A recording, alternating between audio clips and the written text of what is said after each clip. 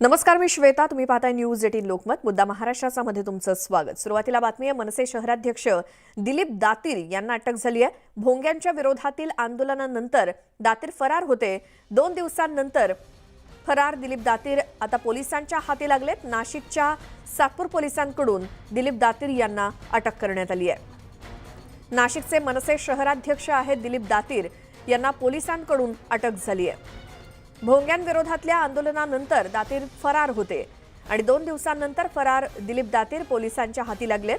आमचे प्रतिनिधी लक्ष्मण घाटोळ आपल्यासोबत आहेत. लक्ष्मण, काय माहिती अधिक? मनसे अध्यक्ष राज ठाकरे यांनी भोंग्यांच्या संदर्भात सुरू केलेल्या आंदोलनानंतर मनसेचे सर्वच कार्यकर्ते आक्रमक झाले होते. मनसेचे नाशिकचे शहराध्यक्ष दिलीप दातीर हे ज्या दिवशी आंदोलन पुकारण्यात आलं तेव्हापासून खरं तर फरार होते.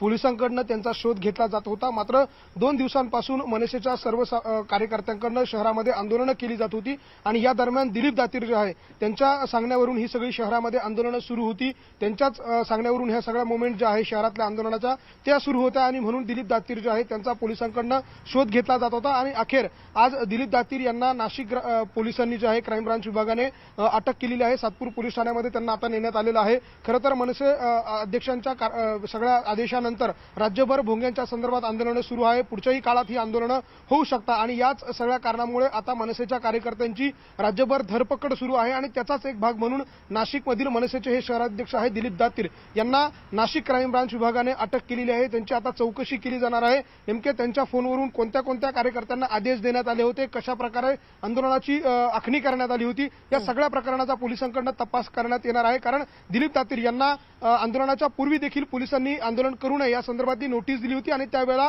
त्यांनी पोलिसांची नोटीस झुगारून आम्ही आंदोलन करू अशा प्रकारचं आव्हान पोलिसांना दिलं होतं आणि त्यानंतर ते फरार होते आणि अखेर आज पोलिसांनी त्यांना अटक केलेली आहे.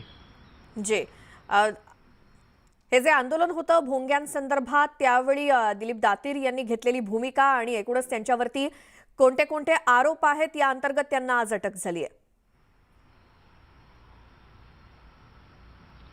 खरं तर मनसेच्या आंदोलनादरम्यान 35 ते 40 कार्यकर्त्यांना पोलिसांनी अटक केलं होतं. त्यांचा जामीन देखील झाला. 13 ते 14 कार्यकर्त्यांना पोलिसांनी 7 दिवस तडीपार केलं होतं आणि त्याचाच एक भाग म्हणून शहराध्यक्ष, जिल्हाध्यक्ष आणि काही प्रमुख पदाधिकारी यांना नाशिक शहराच्या हद्दीमध्ये थांबू नये अशा प्रकारच्या सूचना पोलिसांनी दिल्या होत्या. आता हद्दपार करण्याच्या नोटिसा ज्या आहेत त्या पोलिसांनी दिल्या होत्या. मात्र हद्दपार करण्याच्या नोटिसा बजावल्यानंतर देखील दिलीप दातीर आणि त्यांचे सहकारी जे आहे ते नाशिक शहरात वावरत असल्याची माहिती पोलिसांना होती आणि याच सगळ्या संदर्भात पोलिसांकडून त्यांचा शोध घेतला जात होता आणि अखेर आज सकाळी त्यांना अटक करण्यात आलेली आहे आणि पोलिसांनी त्यांना अटक करून आज न्यायालयात देखील हजर केलं जाणार आहे. मनसेच्या कार्यकर्त्यांकडून नाशिक शहरामध्ये ठिकठिकाणी आंदोलनं करण्यात आली. मस्जिदींच्या बाहेर जाऊन हनुमान चालीसा पठण करण्याचा प्रयत्न देखील 2 दिवसांपूर्वी झाला. त्यामध्ये 35हून अधिक कार्यकर्त्यांना अटक झाली, ज्यामध्ये महिला पदाधिकारी देखील होत्या आणि या सगळ्या कार्यकर्त्यांना आधी पदाधिकाऱ्यांना दिलीप दातीर यांनीच चिथावलं होतं अशा प्रकारचा आरोप त्यांच्यावरती आहे. आणि विशेष म्हणजे पोलिसांनी देखील त्यांना यापूर्वी नोटीस देऊन आपण शहरामध्ये थांबू नये, कुठल्याही प्रकारची चिथावणीखोर वक्तव्य करू नये अशा प्रकारच्या सूचना दिल्या होत्या. नोटीसही दिली होती. मात्र ही नोटीस झुगारून आम्ही पोलिसांचे आदेश झुगारतोय अशा प्रकारचं थेट आव्हान दिलीप दातीर यांनी दिलं होतं आणि त्यानंतर पोलिसांकडून त्यांच्या अटकेची कारवाई जी आहे ती सुरू केली होती आणि आज अखेर त्यांना क्राईम ब्रांचच्या विभागानं ताब्यात घेतलेलं आहे. लक्ष्मण, तुम्ही आमच्यासोबत असेच लाईनवरती राहा, कारण यापुढची बातमी सुद्धा नाशिकमधूनच आहे. जात पंचायत आणि ग्रामपंचायतीच्या जाचामुळे एका तरुणीला नाहक त्रास सहन करावा लागलाय. या तरुणीनं आंतरजातीय विवाह केल्यामुळे जात पंचायत आणि ग्रामपंचायतीनं तिला शासकीय योजनांपासून वंचित ठेवलंय.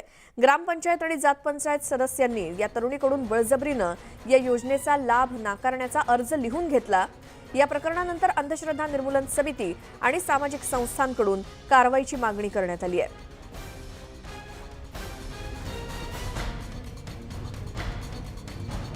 पुन्हा जाऊयात. लक्ष्मण घाटोळ आमचे प्रतिनिधी आपल्यासोबत आहेतच. लक्ष्मण, ही तरुणी कोण आहे आणि तिच्यावरती इतका जाच का होत होता? अतिशय धक्कादायक प्रकार आहे. खरं तर देशामध्ये अन्य राज्यामध्ये राजर्षी शाहू महाराजांची स्मृती शताब्दी वर्ष एकीकडे साजरं होत असताना दुसरीकडे मात्र त्याच राजर्षी शाहू महाराजांच्या महाराष्ट्रामध्ये अशा प्रकारे जातपंचायतीचे प्रकरण जे आहे ते समोर येत आहे. ठाकर समाजाची ही तरुणी आहे आणि तिने नवबद्ध समाजाच्या एका तरुणाबरोबर विवाह केला होता आणि हा विवाह तिच्या कुटुंबाला, तिच्या नातेवाईकांना आणि समाजातल्या लोकांना मान्य नव्हता आणि म्हणून त्यांनी तिच्या विवाहासाठी विरोध केला होता आणि हा विरोध झुगारून या तरुणीने या नवबद्ध तरुणाबरोबर लग्न केलं. मात्र हे लग्न झाल्यानंतर तिच्या ठाकर समाजातील लोकांनी आणि ग्रामपंचायतीतील काही सदस्यांनी मिळून या मुलीकडनं लेखी लिहून घेतलं की या समाजाचे जे काही अधिकार तिला दिलेले आहे आरक्षणाच्या माध्यमातून, समाजातले वेगळे अधिकार जे त्यांना आदिवासी समाजाला असतात ते जे अधिकार आहेत ते अधिकार मला मिळणार नाही, ते अधिकार मी सोडून देते आणि या मुलाबरोबर लग्न करते, अशा प्रकारची लेखी या मुलीकडनं लिहून घेतली आणि त्या सगळ्या लेखी पत्रावर ग्रामपंचायतीच्या सदस्यांनी लिहून घेणार अशा प्रकारचा आशय लिहून घेतलेला आहे आणि शिक्का देखील ग्रामपंचायतीने खरं तर मारून घेतला. एकीकडे सरकार आणि शासकीय यंत्रणा अशा प्रकारे आंतरजातीय विवाहांना प्रोत्साहन देण्यासाठी वेगवेगळ्या प्रकारचे अनुदान देते, मात्र त्याच शासनाचा एक भाग असलेल्या ग्रामपंचायतीने मात्र शासनाच्याच विचारांना आणि एकूण उपक्रमांना तिलांजली देत अशा प्रकारे जातपंचायतीच्या प्रकरणाला खतपाणी घातल्याचं प्रकरण जे आहे ते समोर आलेलं आहे आणि अतिशय धक्कादायक अशा प्रकारचे प्रकरण आहे. कृष्णा चांदगुडे आता आपल्या सोबत आहे, ज्यांनी या संपूर्ण प्रकरणाबाबत प्रशासकीय यंत्रणेकडे तक्रार दाखल केलेली आहे आणि या प्रकरणाची कारवाई करण्याची मागणी केली. आपण त्यांच्याशी बोलूया. सर, नेमकं हे प्रकरण काय आहे आणि आता आपली काय मागणी असणार आहे? शाहू महाराज यांच्या स्मृतिदिनी अशी घटना बाहेर येणं हे अत्यंत क्लेशदायक आहे. खरं तर सरकार एका बाजूने आंतरजातीय विवाहाला प्रोत्साहन देतं, परंतु त्याचाच घटक असलेली ग्रामपंचायत दुसऱ्या बाजूनं त्याच्या महिलांचे अधिकार काढून घेते. हे अत्यंत दुःखदायक आहे. महाराष्ट्र अंधश्रद्धा निर्मूलन समिती याचा तीव्र निषेध करत आहेत. काल आम्ही जिल्हाधिकाऱ्यांना भेटलो आणि ही बाब किती गंभीर आहे हे त्यांच्या नजरेत आणून दिलं. जे जात पंचायतचे जे सरपंच असतील किंवा जात पंचायतचे पंच असतील यांच्यावर कारवाई व्हावी अशी मागणी करत आहेत. कारण त्या जात पंचायत जी आहे ती आदिवासी ठाकर समाजाची जात पंचायत आहे आणि त्या महिलेने लिहून जर दिलं नाही तर तिला वाळीत टाकण्याची धमकी तिला देण्यात आली होती. म्हणजे आपल्याकडे 2017 साली सामाजिक बहिष्कार विरोधी कायदा आला, परंतु त्याची प्रभावीपणे अंमलबजावणी होत नाही असं चित्र दिसत आहे. त्यामुळे अशी घटना समोर येत आहेत. काय वाटतं आता ह्या सगळे प्रकरण खरं तर समाजात घडत आहे? एकीकडे आंतरजातीय विवाहाला सरकार प्रोत्साहन देते, मात्र त्याचाच एक भाग असलेली ग्रामपंचायत अशा प्रकारे कसं लिहून घेऊ शकते? खरं तर हा प्रकार लक्ष्मण, याविषयी आपण नंतर बोलूच, मात्र तुर्तास थांबवतोय. माफ करा, आपण थेट जाऊयात. देवेंद्र फडणवीस बोलतायत तिथे.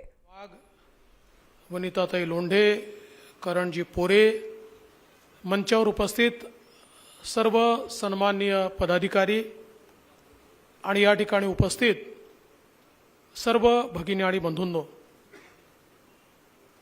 ओबीसी मोर्चाच्या प्रदेश कार्यकारिणीच्या निमित्ताने आज आपल्यासमोर मोर्चाची भूमिका अध्यक्ष योगेशजींनी आणि प्रभारी संजयजींनी मांडली आहे. मी सर्वप्रथम ओबीसी मोर्चाचं मनापासून अभिनंदन करेन की आपण सगळ्यांनी गेल्या 2-2.5 वर्षाच्या काळामध्ये या सरकारचा ओबीसी विरोधी बुरखा हा टराटरा फाडलाय. यांचा ओबीसी विरोधी चेहरा हा या ठिकाणी समाजासमोर आणलाय आणि सातत्याने ओबीसींच्या प्रश्नावर आपण सगळे लोक रस्त्यावर आंदोलन करीत आहात आणि या सरकारला वेळोवेळी ओबीसी हिताचे निर्णय घेण्याकरता आणि ओबीसींचं अहित होऊ नये याकरता आपण सातत्याने मजबूर केलाय. खरं तर आज ज्या परिस्थितीमध्ये ही ओबीसी कार्यकारिणी होतीये ती परिस्थिती अत्यंत दुःखद आहे.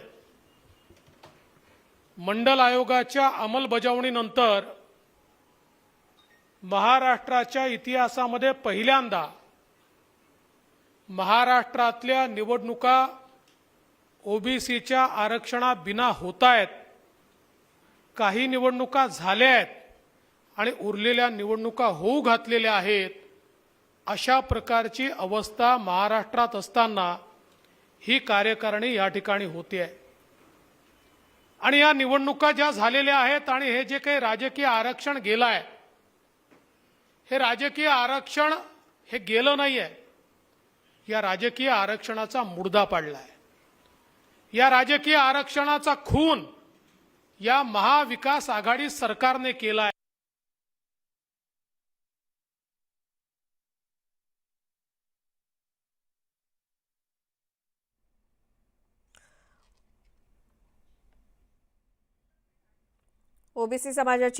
ओबीसी मोर्चाची कार्यकारिणीची बैठक सुरू होती आणि त्यानंतर आता देवेंद्र फडणवीस बोलतायत, विरोधी पक्षनेते, आणि त्यावरती ओबीसींच्या राजकीय आरक्षणासंदर्भात त्यांनी सरकारवरतीच टीका केली आहे। ओबीसी आरक्षणाची परिस्थिती ही आता अतिशय दुःखद आहे। आरक्षणाशिवाय निवडणुका होणं हे देखील दुर्दैवी आहे असं देवेंद्र फडणवीसांचं म्हणणं आहे।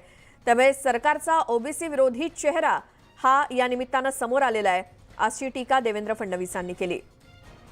ओबीसी मोर्चाची कार्यकारिणी पार पडल्यानंतर विरोधी पक्षनेते देवेंद्र फडणवीस बोलतायत।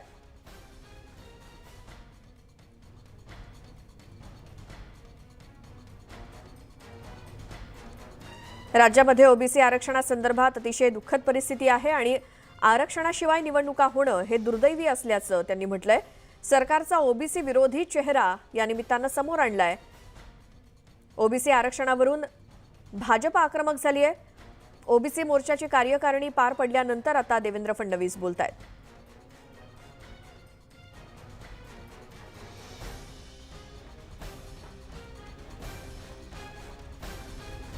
आरक्षणाशिवाय निवडणुका होणं हे दुर्दैवी असल्याचं देवेंद्र फडणवीस यांचं म्हणणं आहे।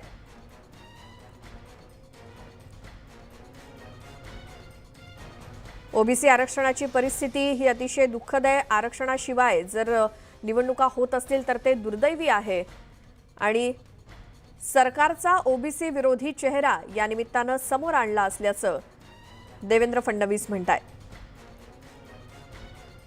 ओबीसी आरक्षणावरून भाजप सध्या आक्रमक झाले आणि याच संदर्भात ओबीसी मोर्चाच्या कार्यकारिणीच्या सभेनंतर किंवा बैठकीनंतर विरोधी पक्षनेते देवेंद्र फडणवीस बोलत होते।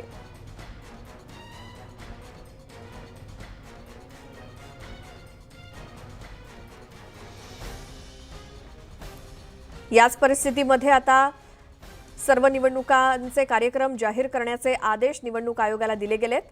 त्यामुळे जर ओबीसींच्या राजकीय आरक्षणाशिवाय या निवडणुका पार पडल्या तर मग हे अतिशय दुर्दैवी आहे असं देवेंद्र फडणवीस म्हणतायत।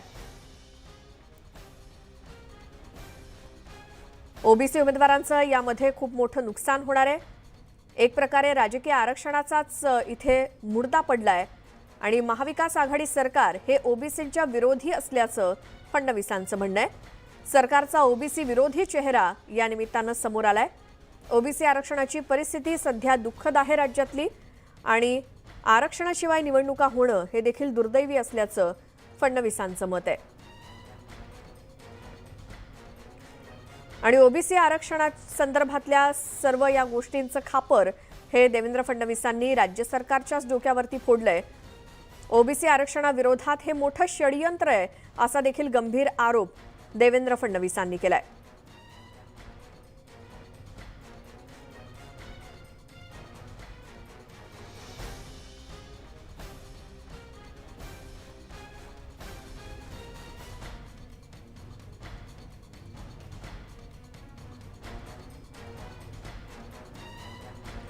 त्यामुळे आता ओबीसी आरक्षणासंदर्भातल्या किंवा ओबीसींच्या राजकीय आरक्षणासंदर्भातला मुद्दा हा विरोधी पक्षाकडून उचलला जातोय आणि त्याच संदर्भात विरोधी पक्ष नेत्यांनी राज्य सरकारवरती सडकून टीका केली।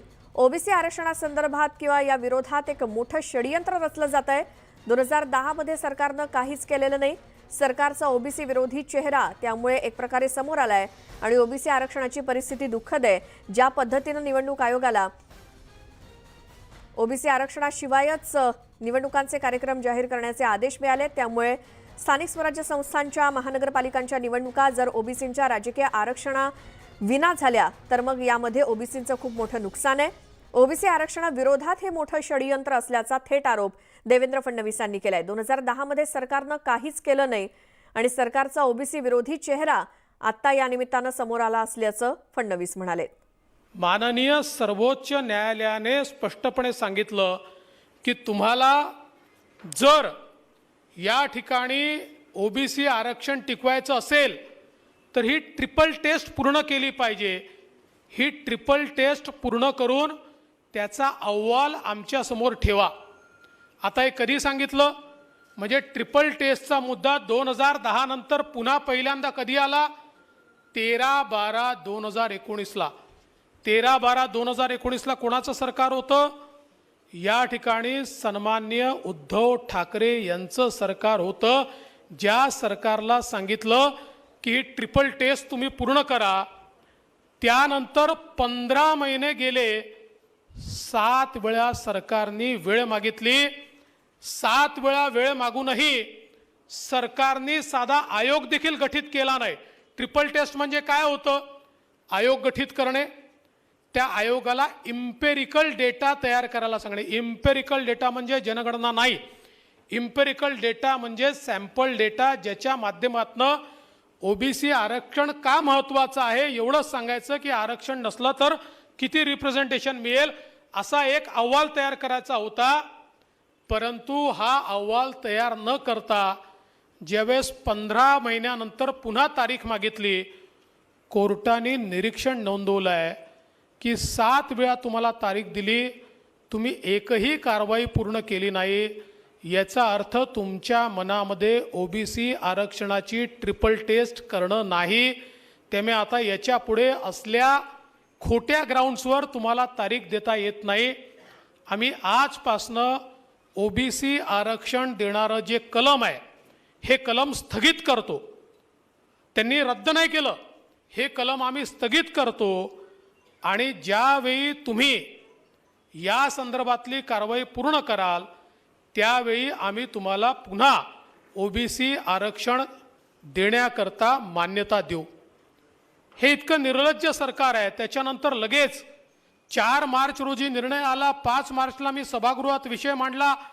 सभागृहामध्ये मुख्यमंत्र्यांच्या अध्यक्षतेखाली बैठक ठरली. त्या बैठकीमध्ये मी सांगितलं, त्या बैठकीत हे ठरलं इम्पेरिकल डेटा आपल्याला द्यायचा आहे, आपल्याला जनगणनेच्या डेटाची आवश्यकता नाही आहे. त्यावेळी राज्याचे मुख्य सचिव त्या ठिकाणी होते, त्यावेळी राज्याचे महाधिवक्ता ॲडव्होकेट जनरल त्या ठिकाणी होते. त्या दोघांनी हे मान्य केलं की जनगणनेचा डेटा नाही, आपल्याला इम्पेरिकल डेटा तयार केला पाहिजे.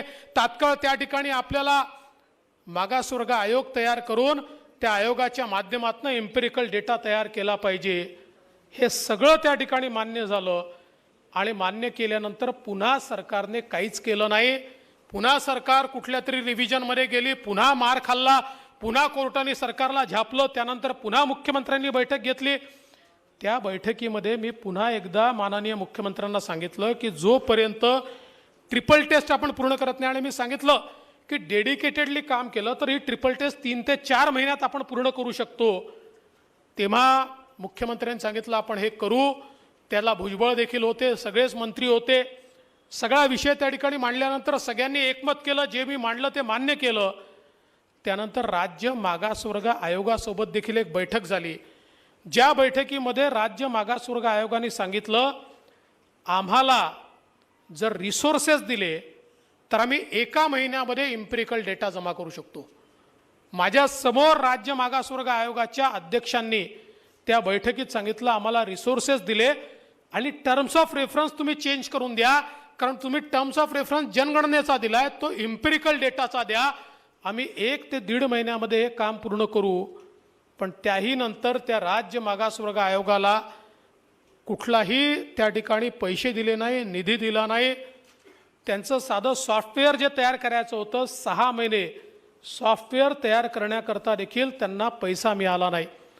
आणि दरम्यानच्या काळात राज्य सरकारने पुन्हा कुठला तरी एक डेटा काढला आणि तो डेटा राज्य मागासवर्ग आयोगाची मान्यता न घेताच इम्पेरिकल डेटा तयार झाला, इम्पेरिकल डेटा तयार झाला सांगून सर्वोच्च न्यायालयामध्ये सादर केला.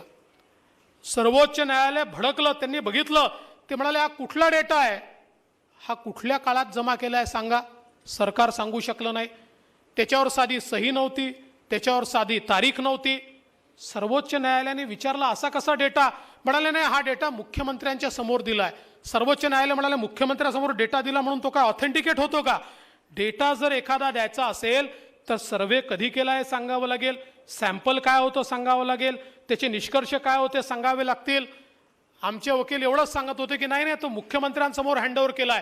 शेवटी कोर्ट चिडलं आणि कोर्ट म्हणाला मुख्यमंत्र्याचा काय संबंध येतो? या ठिकाणी राज्य मागासवर्ग आयोग हे इंडिपेंडंट आयोग आहे आणि डेडिकेटेड आयोग पाहिजे.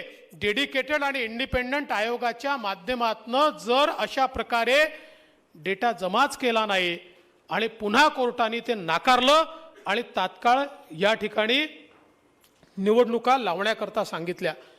त्यानंतर राज्य मागासवर्ग आयोगाने स्वतः एक प्रेस नोट काढली आणि राज्य मागासवर्ग आयोगाने त्या प्रेस नोटमध्ये सांगितलं हा कोणचा डेटा यांनी सबमिट केला आम्हाला माहिती नाही, आम्हाला विचारलं नाही, आम्हाला विश्वासात घेतलं नाही. म्हणजे विश्वासघाताचं राजकारण हे सातत्याने 2 वर्ष तयार होतं.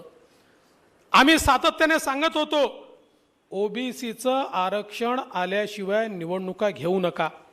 मग म्हणाले ठीक आहे मध्य प्रदेश पॅटर्न करू, मध्य प्रदेश पॅटर्न करू, आपण सगळे अधिकार सरकारकडे घेऊ म्हणजे निवडणुका पुढे जातील. त्यावेळी आम्ही सांगितलं सरकार जो निर्णय घेईल आम्ही त्याचा साथ देऊ.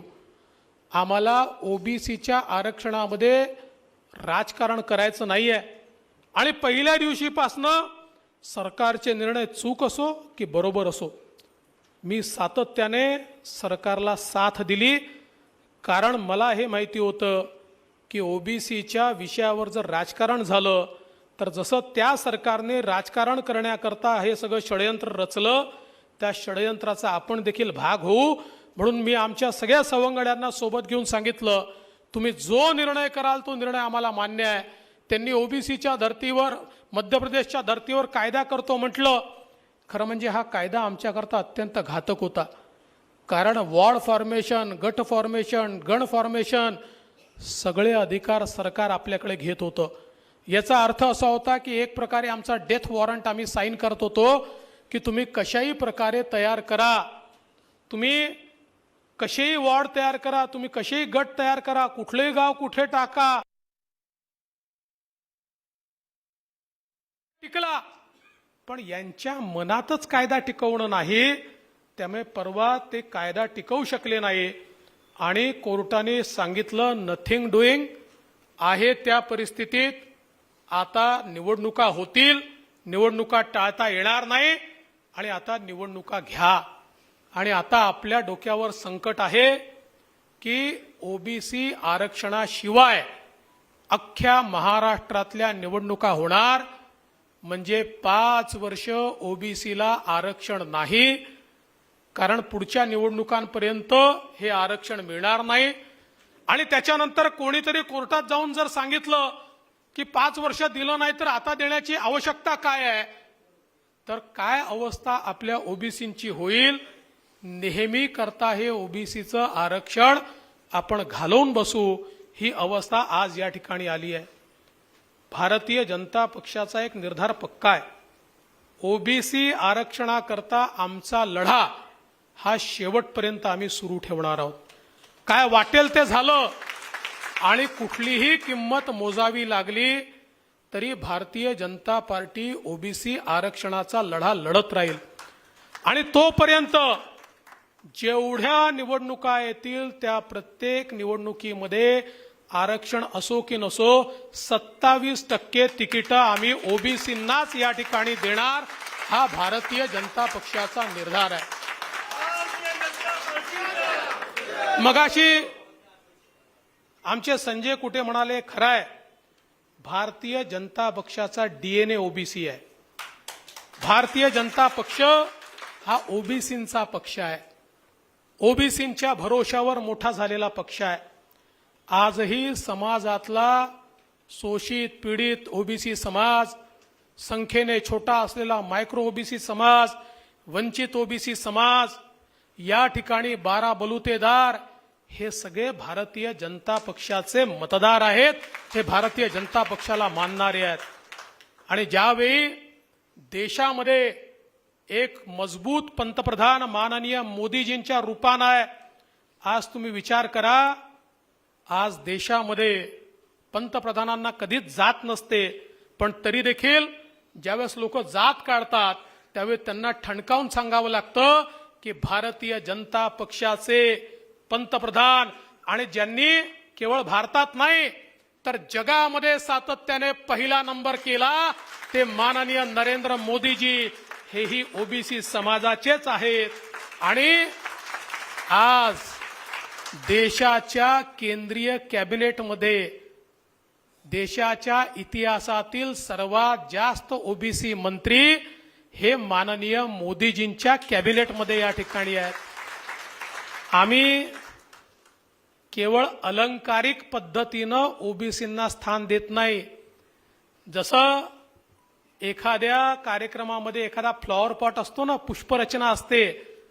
तुम्ही काँग्रेस, राष्ट्रवादी काँग्रेस किंवा इतर पक्षांचा इतिहास बघितला तर पुष्परचनेसारखा एखादा ओबीसी नेता ते तयार करतात आणि त्याच्या भरोशावर आपली दुकानदारी चालवतात आणि मग ते नेतेच मोठे होतात.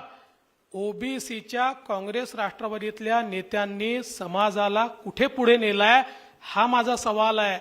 ते स्वतः तर मोठे झाले, पण समाज कुठे त्यांच्या मागे मोठा झाला हा प्रश्न कधीतरी आपल्याला विचारावा लागेल. आणि म्हणून आज मला अतिशय आश्चर्य वाटतं. खरं म्हणजे मुजोरी चांगली नाहीच, पण मुजोरी जर शिकायची असेल तर या नेत्यांकडनं शिकली पाहिजे. तोंडावर पडले तर बोट वर आहे, चित झाले तर पाय वर आहे.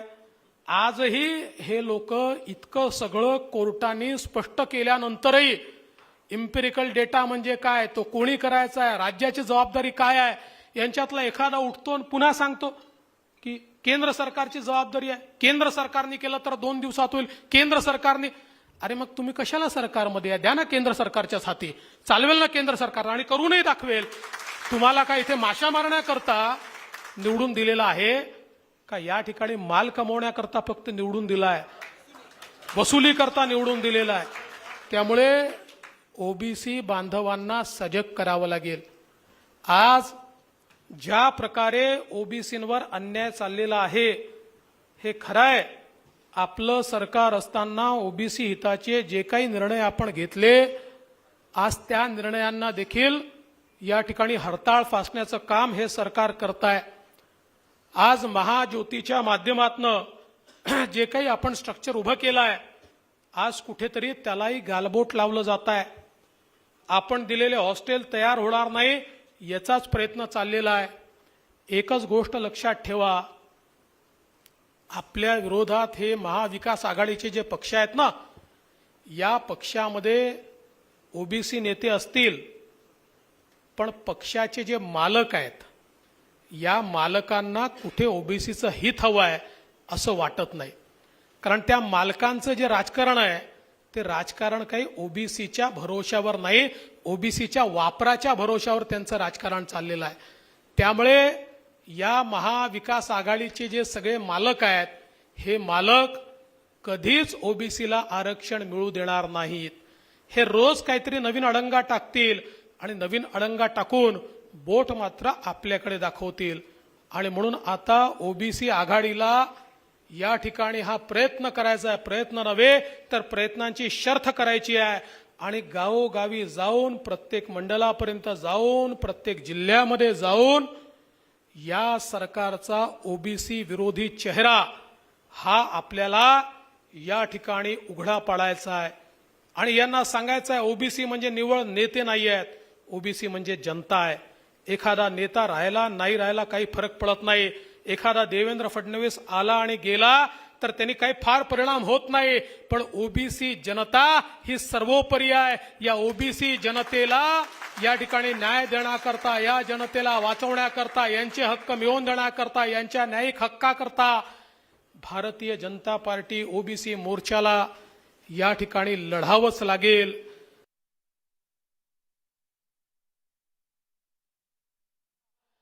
भारतीय जनता पार्टी ओबीसी मोर्चाला या ठिकाणी लढावंच लागेल. आणि म्हणून योगेशजी, तुमच्या नेतृत्वामध्ये निश्चितपणे ओबीसी मोर्चाने अतिशय चांगलं काम केलं आहे. पण येता काळ हा संघर्षाचा काळ आहे. आज जर लढलो नाही तर आपले अधिकार पुन्हा मिळणार नाही. आज जर उभे झालो नाही तर आपल्याला कधी उभं होऊ दिलं जाणार नाही. आज जर आपण संघर्ष केला नाही तर आपण संघर्षासारखे राहणार नाही. आणि म्हणून हे लक्षात ठेवा, इतिहास एकदा संधी देतो. ती इतिहासानं संधी तुम्हाला दिली आहे संघर्ष करण्याची.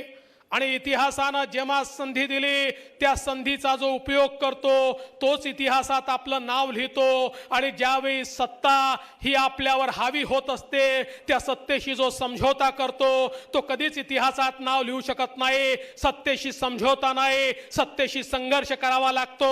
ही संघर्षाची वेळ आज या ठिकाणी आली आहे. या जुलमी सरकारच्या विरोधात संघर्ष करण्याकरता एक एक ओबीसी बांधव हा पेटून उठला पाहिजे. भारतीय जनता पार्टी ताकदीनं तुमच्या पाठीशी उभी राहील. कोणतंही बलिदान द्यावं लागलं तरी ते देण्याकरता आम्ही तयार राहू. पण काही झालं तरी ओबीसींचं आरक्षण हे परत मिळवल्याशिवाय भारतीय जनता पार्टी शांत बसणार नाही. मी महाविकास आघाडीला चेतावणी देतोय, आता ही सुधरा, नाहीतर तुम्हाला खाली खेचल्याशिवाय ओबीसी राहणार नाही. एवढंच या ठिकाणी सांगतो आणि माझं बोलणं संपवतो. जय हिंद, जय भारत. छत्रपती शिवाजी महाराज की, छत्रपती शिवाजी महाराज की जय. भवानी, जय भवानी, जय भवानी. तर ओबीसींच्या राजकीय आरक्षणावरून देवेंद्र फडणवीसांनी राज्य सरकारवरती केलेली सडकून टीका आणि यानंतर एक छोटासा ब्रेक घेऊन लगेच परत येऊया. तुम्ही पाहत राहा न्यूज 18 लोकमत. अरे आरक्षण आमच्या हक्काचं, आरक्षण आमच्या हक्काचं. हे जे आता आपण 3 बॅनर या ठिकाणी दाखवलेत, आज सकाळी आपण खाली ते बॅनर लावले होते, परंतु महाविकास आघाडीच्या या प्रशासनाने आणि पोलिसांनी ते बॅनर फाडल्यामुळे आज ओबीसींचा आवाज तुम्ही दाबू शकत नाही आणि म्हणून ओबीसींच्या पाठीमध्ये खंजीर खुपसलेले आणि या महाविकास आघाडी सरकार जे ओबीसींच्या राजकीय आरक्षणाचे मारेकरी आहेत त्या बॅनरचं आम्ही या ठिकाणी प्रकाशन केलेलं आहे. आणि म्हणून महाविकास आघाडीचा धिक्कार असो, धिक्कार असो, धिक्कार असो. या ठिकाणी मुंबई प्रदेशाच्या वतीने देवेंद्रजीचा सन्मान या ठिकाणी करण्यात येतो. एक छोटासा ब्रेक घेऊन आपण लगेच परत येणार आहोत. तुम्ही पाहत राहा न्यूज 18 लोकमत.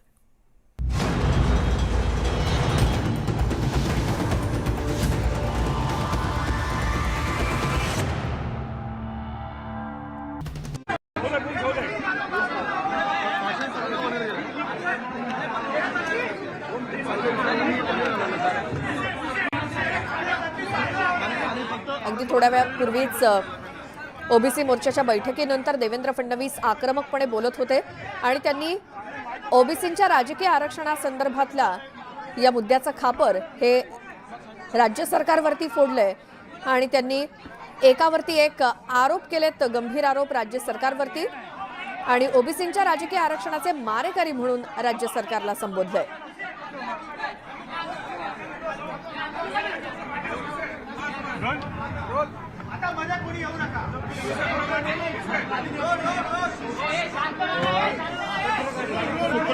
सुप्रीम कोर्टाच्या निर्णयानंतर भाजपाची पहिली ओबीसी मोर्चाची या ठिकाणी कार्यकारिणी झाली आणि यामध्ये तुम्ही आक्रमक देखील भूमिका मांडली. मात्र येत्या काळामध्ये भाजपा ओबीसीच्या प्रश्नावर कसं आक्रमक होणार आहे? भारतीय जनता पार्टी ओबीसींच्या प्रश्नावर प्रचंड आक्रमक असेल. जोपर्यंत ओबीसी आरक्षण मिळत नाही तोपर्यंत आम्ही संघर्ष करू. या सरकारच्या नाकर्तेपणामुळे 2.5 वर्ष गेले. हे साधा एक इम्पेरिकल सर्व्हे देखील करू शकले नाहीत. या सरकारच्या नाकर्तेपणामुळेच हे गेलेलं आहे आणि सर्वोच्च न्यायालयाच्या न्यायमूर्तींनी स्पष्टपणे या सरकारवर ताशेरे ओढून हे सरकार हे करूच इच्छित नाही अशा प्रकारे स्पष्टपणे इंगित केलेलं आहे. त्यामुळे आमचा संघर्ष सुरूच राहील. पण यासोबत आमचे अध्यक्ष चंद्रकांत दादा पाटील आणि आम्ही सगळ्यांनी मिळून हा निर्णय केला की निवडणुका केव्हाही होत त्यावेळी जर आरक्षण नसलं तरीही 27% जागा या आम्ही ओबीसीना त्या ठिकाणी भारतीय जनता पार्टीची तिकीटं 27% आम्ही त्यांना देऊ असा निर्णय देखील आम्ही केलाय. पण या सरकारचा नाकर्तेपणा हा मात्र पूर्णपणे उघड झाला. सर, राज्यामध्ये लोड शेडिंग नंतर पाण्याचं मोठं संकट उभं राहिलेलं आहे. विविध भागांमध्ये या ठिकाणी पाण्याचं आंदोलन सुरू आहे. मराठवाडा असेल, विदर्भ असेल, त्याचं मुंबईमध्ये देखील पाण्याचं आता मोठं संकट उभं आहे. मुळात संभाजीनगरला जे पाणी संकट उभं आलं आहे या सरकारच्या नाकर्तेपणामुळे झालाय. मी स्वतः 1600 कोटी रुपयाची योजना ही संभाजीनगर करता मंजूर केली आणि महानगरपालिकेने 1 रुपया द्यावा, बाकी सगळे पैसे राज्य सरकार देईल असा निर्णय केला. नवीन सरकार आल्यानंतर त्यांनी तो निर्णय बदलला आणि 600 कोटी रुपये महानगरपालिकेने द्यावे असा त्यांनी निर्णय केला. ज्या महानगरपालिकेजवळ पगार द्यायला पैसे नाहीत त्या महानगरपालिकेला 600 कोटी रुपये मागितल्यामुळे अजूनही हा प्रश्न मार्गी लागलेला नाही. आणि जिथे इतका मोठा पाण्याचा साठा, ज्या साठ्यातनं अख्ख्या मराठवाड्याला पाणी मिळतं, आज त्या ठिकाणी मात्र संभाजीनगरला पाण्याचा थेंब देखील मिळत नाहीये. हे अत्यंत चुकीचं आहे आणि म्हणूनच अशा प्रकारचं हे आंदोलन त्या ठिकाणी सुरू आहे. अन्य भागातही याच कारणाने आंदोलन सुरू आहे.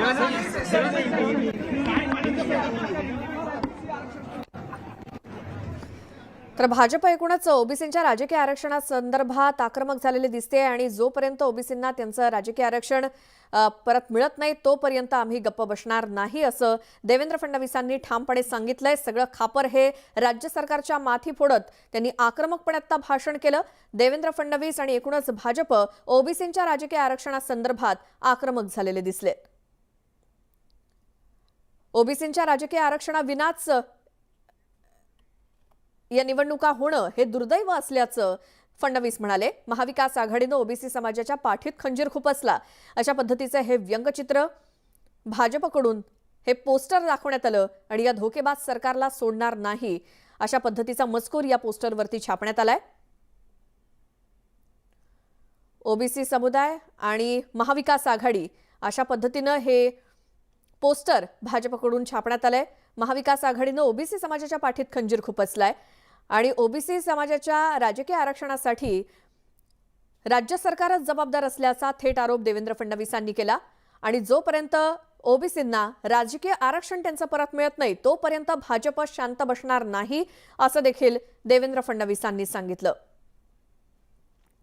आतापर्यंत ओबीसींच्या राजकीय आरक्षणासाठी महाविकास आघाडी सरकारनं किंवा राज्य सरकारनं कोणतेही प्रयत्न केले नाहीत असा थेट आरोप देवेंद्र फडणवीसांनी केलाय.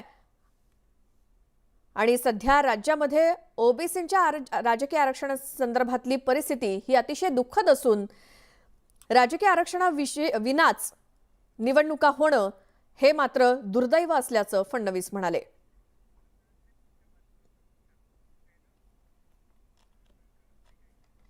यानंतर एक महत्त्वाची बातमी आहे. मुंबईतल्या 2 मशिदींवरती कारवाई करण्यात आली आहे. पोलिसांनी 2 मशिदींवरती गुन्हा दाखल केलाय. भोंग्याच्या मुद्द्यावरून ही कारवाई करण्यात आली आहे. कोर्टाच्या आदेशांचं पालन न केल्याचा ठपका ठेवण्यात आलाय. वांद्र्यातल्या नुरानी मशिदीवरती गुन्हा दाखल झालाय तर दुसरी मशीद आहे सांताक्रूज मधल्या मशिदीवरती सुद्धा गुन्हा दाखल झालाय. ध्वनिबंदी नियमांचं उल्लंघन केल्याचा आरोप आहे.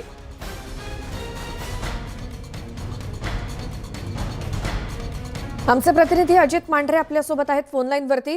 अजित, या दोन्ही मशिदींकडून कोणकोणत्या नियमांचं उल्लंघन झालंय ज्यासाठी हे गुन्हे दाखल झालेत? श्वेता, आपल्याला माहिती आहे की 2005ला सर्वोच्च न्यायालयाने जो निकाल दिला होता या निकालाच्या नंतर अशा पद्धतीनं रात्री 10 नंतर आणि पहाटे 5च्या ज्या अजान होत्या त्या सगळंच जे धार्मिक स्थळे सर्वांवरती बंदी आणली होती. पण तरी देखील हा सगळा मुद्दा जो आहे किंवा हे नियम जे पाळले जात नव्हते. मुंबई पोलिसांमध्ये आपल्याला माहिती आहे गेल्या काही दिवसांपासून जो वाद सुरू आहे भोंग्यांवरून त्यानंतर बऱ्यापैकी मुंबई पोलीस असेल किंवा राज्य सरकार असेल हे कारवाई करायला पुढे आलेले आहे. त्याचा एक भाग म्हटला तरी वावगं ठरणार नाही. सकाळी 6 आणि रात्री 10 वाजेपर्यंत कोणी स्पीकर वाजत असेल तर त्याचं डेसिबल चेक करावं. पोलिसांनी हे डेसिबल चेक केले आणि वांद्र्यातील नुरानी मस्जिद जी आहे ती मस्जिद या मस्जिदवरती आणखीन एक मस्जिद जी आहे या 2 मस्जिदचे जेव्हा डेसिबल चेक केले त्यावेळी डेसिबलपेक्षा जास्त त्यांचा आवाज होता. म्हणून मुंबई पोलिसांनी ही कारवाई केलेली आहे. कलम 188 महाराष्ट्र पोलीस कलम 37(1)(3) एक कलम 135 नुसार तक्रार दाखल केली. कलम 300 कलम 33 असे विविध प्रकारचे कलम जे आहेत ते या वांद्रे आणि सांताक्रूज या 2 मशिदींवरती लावण्यात आलेले आहेत. त्यामुळे ही पोलिसांकडून एक कठोर कारवाई मानली जाते. जी अजित, धन्यवाद या सगळ्या माहितीसाठी. मुंबईतल्या 2 मशिदींवरती कारवाई करण्यात आली आहे. आवाजाच्या संदर्भातले नियम पाळले गेले नाहीत म्हणून सांताक्रूज आणि वांद्रे या 2 ठिकाणच्या मशिदींवरती कारवाई झाली आहे. राज्यामध्ये मशिदीच्या भोंग्यावरून सुरू झालेलं राजकारण आता हिंदू देवतांच्या मंदिरांपर्यंत पोहोचलंय. मशिदींवरचे भोंगे काही ठिकाणी निघालेले आहेत तर काही ठिकाणी विनाभोंगे अजान सुरू आहे. मात्र मंदिरात देखील विनाभोंगे काकड आरती आणि धुपारती सुरू झाल्यानं आता हिंदू संघटना आक्रमक झाल्यात. पंढरपूरच्या श्री विठ्ठल रुक्मिणी मंदिरात देखील सकाळी 6 वाजता होणारी काकड आरती आणि संध्याकाळी 6:30 वाजता होणारी धुपारती ही भोंग्याविना सुरू आहे. मंदिर परिसरात राहणाऱ्या विठू भक्तांना किंवा दर्शनासाठी आलेल्या भाविकांना मंदिराबाहेर बसून काकड आरती किंवा धुपारतीचा आनंद आधी घेता येत होता. मात्र 2 दिवस झाले तो आवाजच बंद झाल्यामुळे भाविकांमध्ये संतापाची लाट आहे. हिंदुत्ववादी संघटनांनी भोंग्यांवरती आरती सुरू करा अन्यथा आंदोलनाचा इशारा दिलाय. विठ्ठल मंदिरामध्ये भोंगे लावून आरती सुरू ठेवण्याची मागणी मुस्लिम समाजानं केली आहे. तसंच सुप्रीम कोर्टाच्या नियमांचं उल्लंघन होत नसताना मंदिर समितीनं घेतलेल्या या निर्णयाला आता हिंदू संघटनांचाच विरोध होऊ लागलाय. विठ्ठल रुक्मिणी मंदिरातील सर्व राजोपचार असतील ते न्यायालयाचे नियम प्राप्त करूनच न्यायालयाचे नियम पाळूनच होतात, निर्देशानुसार होत आहेत. त्याचं कुठेही उल्लंघन केलं जात नाही. अशा वेळी अशी बोटचेपी भूमिका का घेण्यात आली, गरज नसताना ही भूमिका का घेण्यात आली, हे आम्हाला पडलेलं कोड आहे. आणि याविषयी कोणतेही स्थानिक नागरिकाची वा भाविकांची कोणतीही एकही तक्रार प्राप्त नसताना हा निर्णय घेण्याची गरज नव्हती. या निर्णयाचा आम्ही निषेध करतो. सकाळी पहाटे 6 वाजता काकड आरती हो रात्री 7 वाजता धुपा आरती असते. ती रोज आम्हाला स्पीकर जे ऐकू येत होता ती 2 दिवस झालं बंद झाल्यामुळे बंद जे झालं म्हणजे जेवढं दुःख झालं आहे ते आम्हाला ती चालू स्पीकर करावी एवढी आमची विनंती आहे. इथं आणखी एक छोटासा ब्रेक घेऊन लगेच परत येऊया. तुम्ही पाहत राहा मुद्दा महाराष्ट्राचा.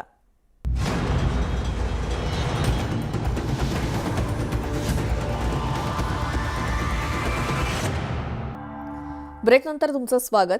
न्यूज 18 लोकमतची संवाद यात्रा आज पोहोचली विदर्भातल्या अकोल्यात. संवाद यात्रेच्या माध्यमातून अकोलेकरांनी त्यांच्या समस्या काय मांडलेल्या आहेत हे जाणून घेतलंय आमचे प्रतिनिधी विशाल परदेशी यांनी. काय समस्या अकोल्यात? अकोल्यामध्ये सगळ्यात पहिले पाण्याचे प्रश्न आहे. पाणी 5-5, 6-6 दिवसातून इथे पाणी येत आहे.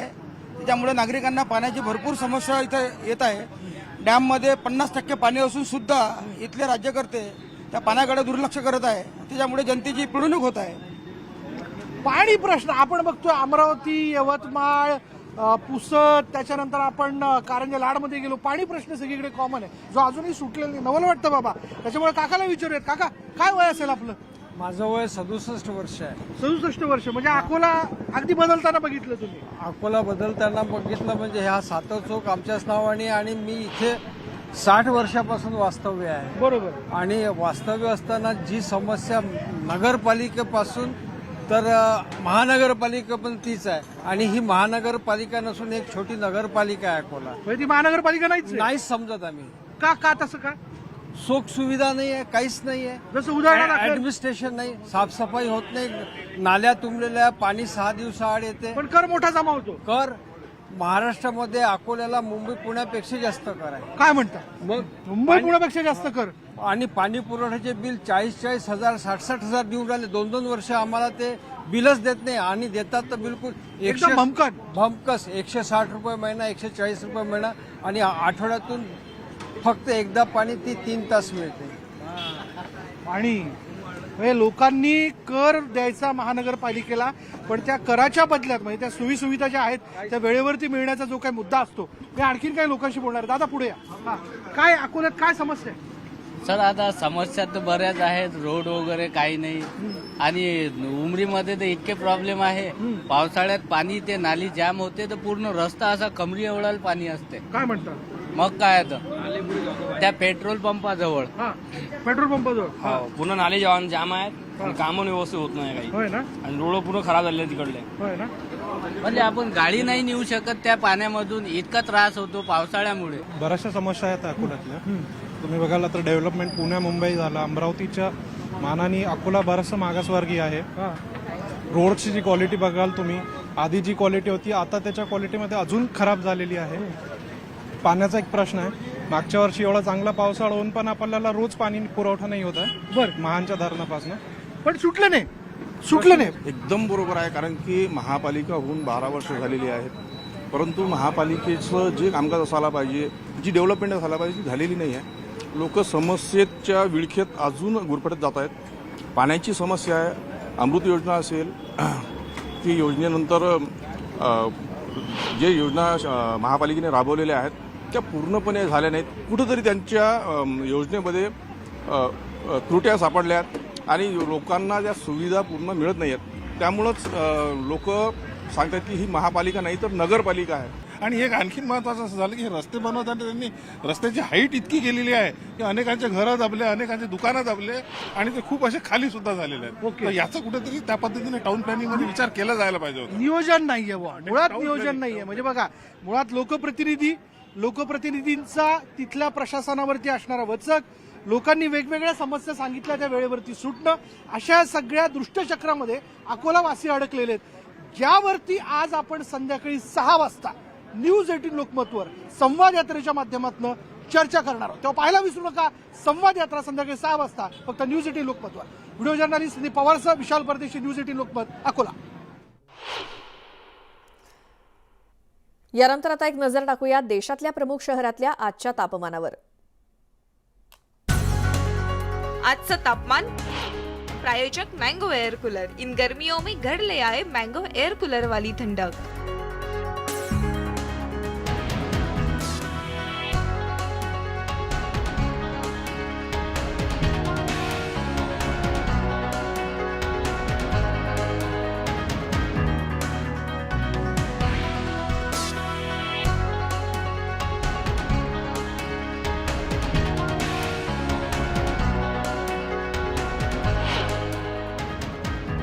यासोबतच मुद्दा महाराष्ट्राचा मध्ये वेळ झाली इथेच थांबण्याची. नमस्कार.